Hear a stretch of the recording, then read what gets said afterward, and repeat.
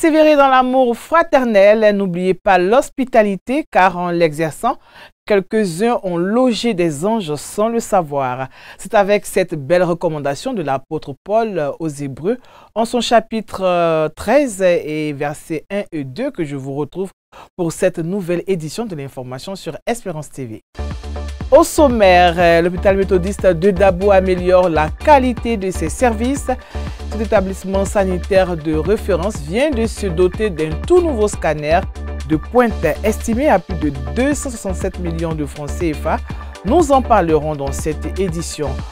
Nous sommes dans une année électorale pour la Côte d'Ivoire et à l'approche de ces joutes électorales, les médias confessionnels renforcent leur capacité pour une meilleure gestion et un traitement fiable de l'information en cette période sensible. Et puis hors de nos frontières, en République démocratique du Congo, à Goma, en raison du conflit armé dans cette région, une pénurie d'eau oblige les habitants à puiser dans le lac Kivu. Mesdames et messieurs, bienvenue au journal sur Espérance TV. Nous démarrons avec l'actualité de l'église méthodiste de Côte d'Ivoire. Le district missionnaire de Mans a tenu du 24 au 26 janvier dernier les assises de son 18e synode dans le secteur de Zouaouié. Face aux défis auxquels ce district est confronté, les réflexions ont été menées pour faciliter le travail dans cette partie du découpage administratif de l'Église méthodiste de Côte d'Ivoire. Plus de détails avec Emmanuel Abalé. La terre promise du secteur de Zouaouié a accueilli les assises du 18e synode du district missionnaire de Mans les 24, 25 et 26 janvier 2025. Hormis les réflexions en session laïque et pastorale sur les enjeux importants de l'église méthodiste dans ce district, une formation pratique sur les méthodes d'évangélisation ont été dispensées par le très révérend pasteur Marcel Sachou, représentant le bishop Benjamin Boni pour l'occasion. Notre église va entrer dans une phase d'évangélisation à grande échelle. Nous allons dépasser les frontières du pays pour aller dans la sous-région, en Amérique, aux États-Unis et en Asie et partout. Ce message en symbiose avec la parole du jour transmise par le révérend docteur Cès Melchisedek. Les frères et sœurs des autres régions de la Côte d'Ivoire qui travaillent ici, au milieu de vous, dans vos villes et régions, sont en transit, comme des voyageurs dans un aéroport, attendant le prochain vol pour embarquer. Un jour, ils partiront. Ils ne font que vous aider, mais c'est à vous de vous lever et construire les églises, les presbytères, des maisons, offrir des terrains aux districts missionnaires de Mans, afin d'étendre le règne de Dieu en ces lieux. Engagé dans ce talent apostolique, le district de Mans a présenté de nouveaux convertis. Devenus fidèles méthodistes par les eaux du baptême, ils ont été appuyés d'une enveloppe symbolique pour l'édification d'un lieu de culte à Banyu-en-Pleu, lieu de leur résidence. Nous saisissons l'occasion pour porter la bonne nouvelle au peuple dans Malinké, Toura. Un autre point important dans le culte synodal est la remise officielle du secteur d'Odjéné au district missionnaire de Korogo, doublement acté par un certificat, et l'envoi en mission de 3 nouveaux prédicateurs plein droit. À l'issue de ce synode, de vastes chantiers sont à bâtir. Qu'un centre intégré de formation missionnaire équipé soit construit dans le district missionnaire de Mans par la conférence pour répondre aux besoins importants d'ouvriers dans les champs de mission. Au titre du Conseil des ministères, 2 nouvelles candidatures enregistrées au 5 ministères et 7 nouveaux ouvriers présentés au peuple de Dieu. À l'heure du bilan, des mots de reconnaissance qui émanent du cœur des premiers responsables. Le peuple de Dieu a répondu à l'appel et nous rendons gloire au Seigneur qui nous a soutenus pour l'organisation de ce synode. Nous sommes effectivement à la fin du 18e synode, avec beaucoup d'inquiétudes au début. Mais quand nous faisons appel au Seigneur, il n'y a rien de tel. Disons rien qu'on avait pensé en train de disparaître, mais Dieu a fait des merveilles et le synode a eu lieu. Ce 18e synode, fort enrichissant en action comme en émotion, s'achève avec des récompenses des différents secteurs. Regroupant désormais 9 secteurs, le plus grand district de l'église méthodiste de Côte d'Ivoire déposera ses valises dans le secteur de Danané en janvier 2026. Intéressons-nous à l'Université méthodiste de Côte d'Ivoire où plus d'une centaine d'étudiants ont reçu leur certificat de fin de formation en langue russe. La cérémonie de distinction a eu lieu ce jeudi 30 janvier au sein de cette institution universitaire. Emmanuel Abalé. L'Université méthodiste de Côte d'Ivoire, en ce jeudi 30 janvier 2025, a procédé à la remise de certificats A1 et A2, des certificats d'aptitude à l'apprentissage de la langue russe. Un certificat fruit d'un partenariat entre l'Université méthodiste de Côte d'Ivoire et la République fédérale de Russie. Des efforts consentis par la présidence de l'université pour apporter une plus-value à ses étudiants. C'est une coopération qui marche et qui fonctionne et nous sommes heureux d'abriter ici, à l'Université méthodiste, le centre d'études de langue et de culture russe.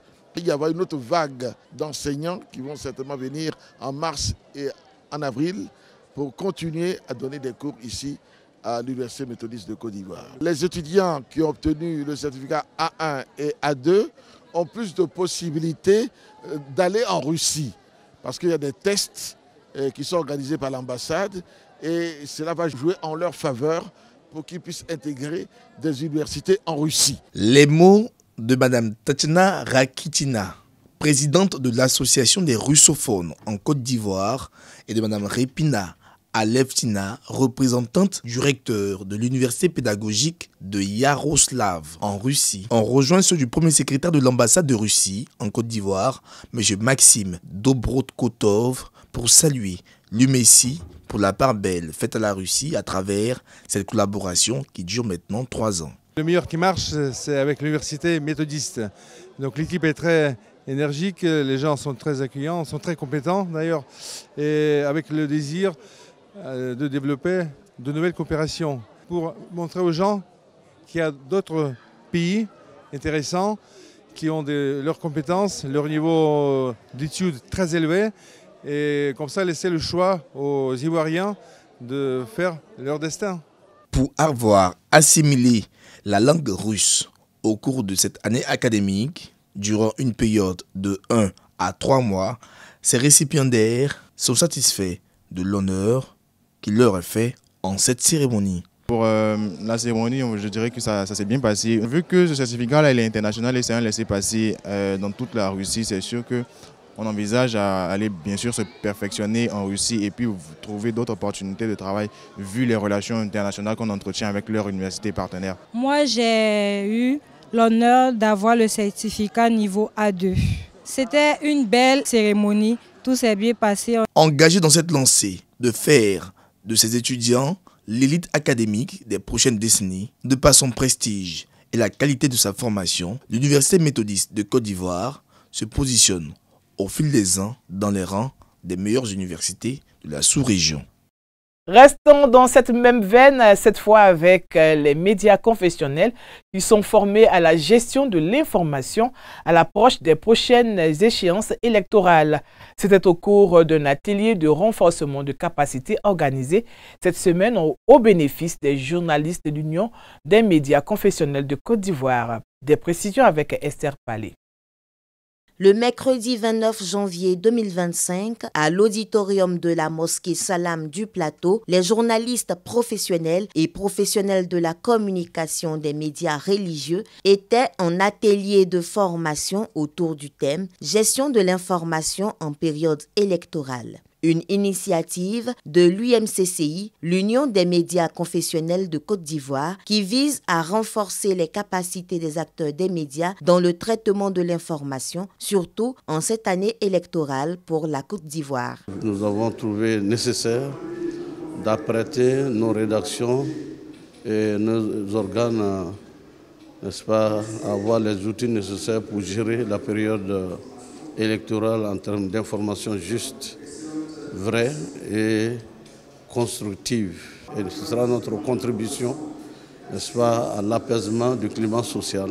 La gestion des fake news et le fact-checking, l'apport des médias confessionnels en période électorale et le respect de l'éthique et déontologie sont les modules qui ont meublé cette formation qui apparaît comme un gage des professionnels de la communication à diffuser des informations vraies, fiables, en toute responsabilité en cette période sensible. La population ivoirienne est avertie, elle saura tirer parti de tout ce qu'elle reçoit comme information. En tout cas, c'est le souhait de M. le ministre pour que la bonne information serve les bonnes causes et que nous nous éloignons de la désinformation, des discours de haine et des discours de diffamation.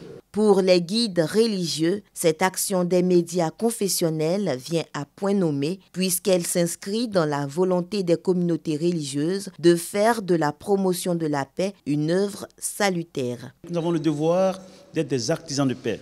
Dans tout ce que nous faisons, nous avons ce devoir-là, parce que nous sommes chrétiens, de vivre et de traduire ce que l'Évangile nous demande. Aujourd'hui, nous voulons faire l'effort de préserver la paix, parce que la paix est un don de Dieu. La gestion de l'information en période électorale est extrêmement importante.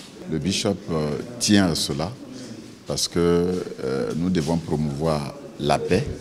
Nous avons un rôle très important de sensibiliser, d'encourager, de mobiliser, mais surtout de prôner la paix dans la conscience de la population dans cette période. Venus nombreux de partout le pays, les journalistes ont montré de l'intérêt pour cette séance de renforcement de capacité qui s'est achevée par la remise d'attestations de participation. Nous changeons de cap. Le jeudi 30 janvier 2024, le ministre gouverneur du district autonome d'Abidjan a procédé à la remise officielle de véhicules aux chefs des villages Atchan et Akie. La cérémonie placée sous la présidence du Premier ministre, chef du gouvernement ivoirien, son Excellence M. Robert Begré-Mambé, s'est déroulée à l'esplanade du siège du district autonome d'Abidjan. Un reportage de Raphaël Dompé et Coco Bell. 95 chefs Atchan et Akie ont reçu chacun un véhicule, une assurance automobile et une dotation en carburant le jeudi 30 janvier 2025. Un don du ministre gouverneur, Dr Cissé Ibrahima Bakongo, afin de faciliter le travail au niveau des villages du district autonome d'Abidjan. Heureux bénéficiaires de ce don, les têtes couronnées ont exprimé leur satisfaction et remercié le donateur. Les chefs coutumiers Atchan et Akie vous disent un sincère merci. Ces dons vont permettre aux chefs de village de remplir convenablement leurs attentes et nombreuses missions dans le pays et dans leur village. La reconnaissance est une mémoire du cœur. Nous sommes reconnaissants aujourd'hui au ministre Cissé Bakongo. L'ensemble des chefs, on voudrait lui dire merci. Il nous a donné effectivement ces véhicules aux 95 chefs, c'est-à-dire 60 chefs Atchan pour Nancy, Boudou. La fonction du chef maintenant, il est presque un administrateur, donc il doit bouger à tout moment. Et ça a été tellement bien vu, nous sommes très soulagés. Au moins elle est neuve, elle va nous permettre de faire notre travail correctement. Nous sommes très heureux. Cette initiative, au-delà de sa portée républicaine, témoigne de la volonté du district autonome d'Abidjan d'améliorer les conditions de travail des chefs coutumiers du sud du pays. Permettez-moi, M. le Premier ministre, de rappeler que l'objectif ultime de notre action à la tête du district autonome d'Abidjan, qui était aussi le vôtre, nul doute, la recherche constante du bien-être de l'ensemble des populations du district. La remise de dons qui nous réunit vient consolider la collaboration et la confiance entre le district autonome d'Abidjan et les communautés autochtones Atchan et Akie. En termes de perspective, le ministre gouverneur prévoit la construction d'un siège pour ces gardiens de la tradition à Akondje, dans la commune de Bingerville, afin de retracer l'odyssée de ces peuples dans l'histoire. Le statut de chef de village tient à cœur le gouvernement ivoirien. Le Premier ministre Robert Begré-Mambé a invité les bénéficiaires à la prière afin d'utiliser ces engins roulants à bon escient dans l'exercice de leur mission d'auxiliaire de l'administration. Il y a maintenant lieu de reprendre en main les villages d'Abidjan et le statut de tous nos parents qui sont dans ce village. Tout est programmé. Arrivé au village, appelez les chefs religieux musulmans, catholiques, méthodistes, haristes, ils vont prier dessus pour que vous utilisez bien ces véhicules pour servir les différents villages. Que Dieu vous bénisse. Le ministre-gouverneur du district autonome d'Abidjan a été fait chef traditionnel, portant le nom Aké de la famille Achado. Ce don s'inscrit dans la vision globale du président de la République pour le bonheur des populations et donner du contenu au plan local au statut des chefs traditionnels. Comme annoncé en titre, l'hôpital méthodiste de Dabou renforce son unité d'imagerie médicale. Cet établissement sanitaire de référence vient de se doter d'un scanner de pointe, une acquisition qui vient combler un vide dans toute la région des Grands Ponts et au-delà. La cérémonie d'inauguration a eu lieu le mercredi 29 janvier dernier. Notre reportage. 267 700 000 francs CFA. C'est le coût total de l'acquisition et l'installation de ce matériel de pointe flambant neuf qui vient renforcer le plateau technique de l'hôpital méthodiste de Dabou. C'est le très révérend pasteur Séraphin Moudé, représentant le bishop Benjamin Boni, qui a procédé à l'ouverture du nouveau bloc de radiologie abritant le scanner. Dans son adresse, le directeur de l'hôpital méthodiste a rendu grâce à Dieu pour cette nouvelle acquisition. Nous avons pu rencontrer 3MG qui est devenu notre équipementier de ce jour et qui nous a facilité l'acquisition de ce joyau et qui va nous permettre de faciliter le diagnostic, donc la prise en charge rapide, réduire ainsi le retard de prise en charge, donc par ricochet réduire les urgences qui constituent la voie cependant pour les décès. L'hôpital doit travailler à rehausser le niveau de son intervention afin que ceux qui semblent être des concurrents viennent nous demander notre expertise. Devenu un outil indispensable de nos jours, cet appareil de pointe est d'une extrême importance dans la prise en charge efficiente des patients. C'est un appareil de haute précision qui permet dans son fonctionnement d'explorer plusieurs organes inaccessibles à la radiographie conventionnelle, qui va donc aider les médecins à asseoir leur diagnostic, prodiguer les meilleurs soins pour une qualité de vie de nos populations. La mise en place de cette nouvelle salle de radiologie a été possible grâce à l'appui technique et financier de plusieurs partenaires et donateurs, parmi lesquels la CEVA, la communauté d'églises en mission, qui promet accompagner l'hôpital méthodiste de Dabou. Si vous avez des projets bien élaborés, nous sommes prêts à vous accompagner dans ce sens, selon les moyens que nous allons disposer. La CEVA, c'est vous-même. Ne considérez pas la CEVA comme votre partenaire. C'est ce que vous envoyez dans la caisse commune, on regarde et puis on se repartit cela pour faire avancer l'œuvre de Dieu de par le monde. Donateur présent à cette cérémonie, le ministre en charge des sports et du cadre de vie a à son tour encouragé l'hôpital méthodiste de Dabou pour tous ses efforts consentis pour le bien-être des populations. Établissement sanitaire de référence, l'hôpital méthodiste de Dabou, avec ses 57 ans d'existence, s'est inscrit dans un dynamisme de mise aux normes de son plateau technique, de ses services, l'amélioration de son circuit d'accueil, la création de nouveaux services de spécialité pour une prise en charge de qualité des patients, mais aussi justifier son rang dans la pyramide sanitaire de Côte d'Ivoire.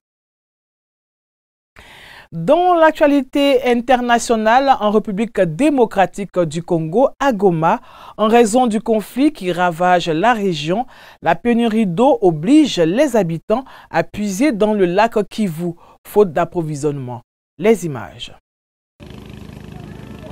Sur les rives du lac Kivu, les habitants de Goma sont venus puiser de l'eau, faute d'approvisionnement en raison du conflit. Moins d'une semaine après la prise de la ville par les rebelles du M23 soutenus par le Rwanda, l'eau, l'électricité et Internet sont totalement coupés. Équipés d'autant de bidons qu'ils ne peuvent transporter, certains habitants ont dû parcourir près d'1 heure de route pour se ravitailler. C'est le cas de Badeja Matanda.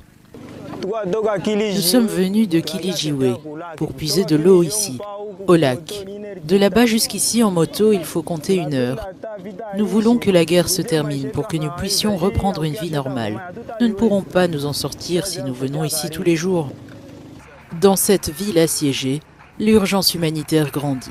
Sans eau ni électricité, les hôpitaux ne pourront bientôt plus fonctionner. Aline Kaindo espère que des solutions seront apportées. La situation est déplorable et nous souffrons beaucoup à cause du manque d'eau. Depuis le début de la guerre, tout a été coupé. L'eau a été coupée, pas d'électricité. Nous faisons trop de chemin pour venir chercher de l'eau ici au lac. Il faudrait que ceux qui sont déjà en ville nous aident à trouver de l'eau. Ce serait vraiment très utile. Malgré une promesse des rebelles de rétablir l'eau, l'insécurité persiste. Le président congolais Félix Tshisekedi a promis mercredi soir de reprendre la ville par la force, mais cette fois, selon les analystes, la reconquête de Goma par le gouvernement s'annonce bien plus compliquée. Les rebelles du M23 ont annoncé leur intention de progresser jusqu'à Kinshasa.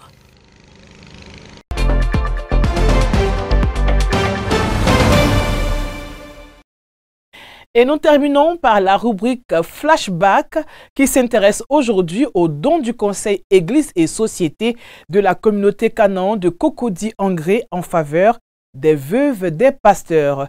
C'était le 4 février 2020 au siège de la conférence à Abidjan Plateau. On regarde. 25 kits alimentaires ainsi que 25 enveloppes contenant la somme de 20 000 francs chacune, c'est le don que les membres du Conseil Église et Société de l'Église méthodiste unique Canaan de Cocody-Angré sont venus faire à la conférence. Et cela au bénéfice des veuves des pasteurs. L'Église nous a recommandé de soutenir les veuves et les orphelins. C'est une recommandation, je dirais, de notre Seigneur Jésus-Christ lui-même. C'est dans ce sens que l'Église et Société de Canaan a bien voulu poser cette action aujourd'hui, en venant soutenir les femmes de nos pasteurs déjà partis. Le message, c'est que, quel que soit ce que nous avons en tant qu'individus, nous devons partager. Nous devons soutenir nos frères, surtout les veuves et les orphelins.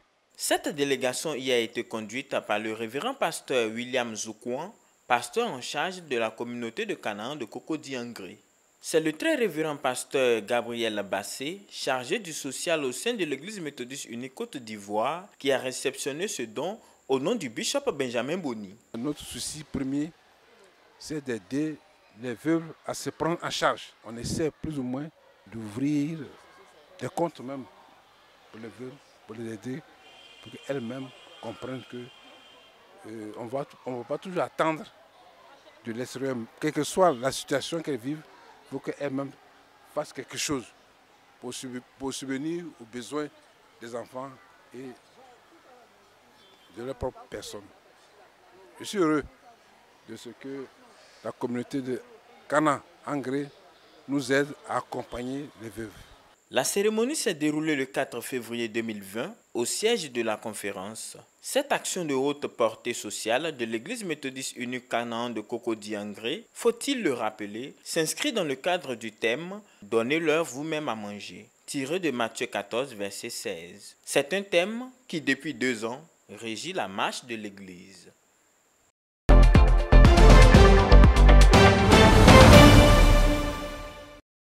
Ainsi s'achève ce journal. Grand merci à vous de nous avoir suivis. Nous souhaitons bons travaux au district réuni en synode ce week-end. Merci et à bientôt. Au revoir.